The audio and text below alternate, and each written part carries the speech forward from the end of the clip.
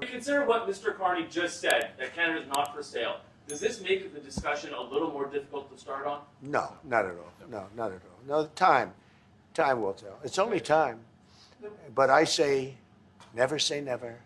I've had many things that were not doable, and they ended up being doable, and only doable in a very friendly way. But if it's to everybody's benefit, you know, Canada loves us and we love Canada.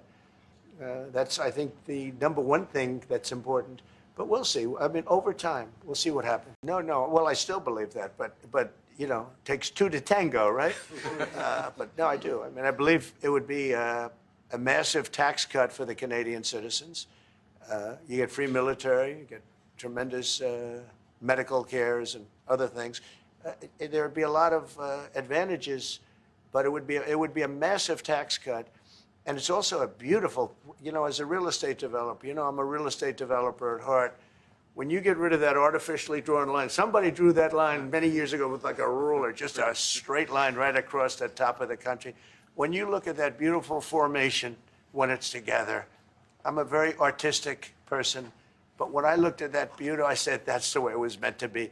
But, you know, I do feel it's much better for Canada. But we're not going to be discussing that unless somebody wants to discuss it. I think that there are tremendous benefits to the Canadian citizens, tremendously lower taxes, free military, which honestly we give you essentially anyway because we're protecting Canada if you ever had a problem. But I think it would really be a wonderful marriage because it's two places that get along very well. They like each other a lot.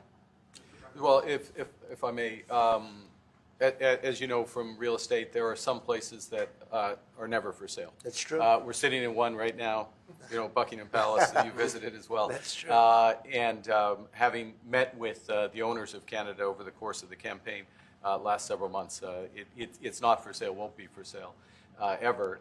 But the opportunity is in the partnership and what we can build together. And we have done that in the past. And part of that, as the President just said, is with respect to our own security. And my government is committed for a step change in our investment in Canadian security and our partnership, and I'll say this as well, that the President has revitalized international security, revitalized NATO, and us playing our full weight in NATO, and that will be part of it. That's true. And they have, I must say, Canada is stepping up the military participation because Mark knew, you know, they were low and now they're stepping it up, and that's a very important thing. But never say never. Never say never.